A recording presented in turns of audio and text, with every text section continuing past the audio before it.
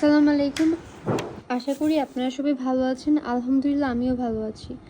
আজকে আমি ইফতারিতে ফালুদা বানিয়েছিলাম, তাই ভাবলাম আপনাদের সাথে শেয়ার করি। ফালুদা বানানোর জন্য আমি ফার্স্টে দুটো জেলি তৈরি করে নিলাম। ফালুদা মিক্সে ফালুদা জেলি থাকে, যা খুব সহজে পানির সাথে জেলি 5 মিনিট জাল দিলে জেলি তৈরি হয়ে যায়। তারপর জেলিগুলো ঠান্ডা করতে ফ্রিজে রেখে দিলে জেলিগুলো সেট হয়ে যায়। আমি কতগুলো গ্লাস নিলাম ফালুদা রেডি করতে।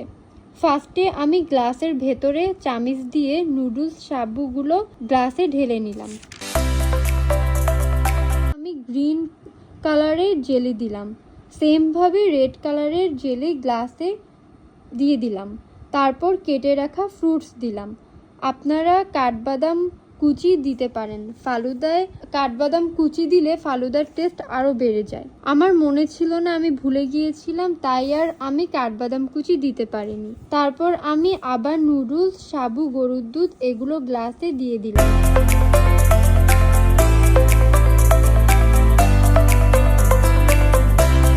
কিছু ডালিম দিয়ে দিলাম। তারপর আইসক্রিম দিয়ে দিলাম। আবারও জেলি দিয়ে দিলাম।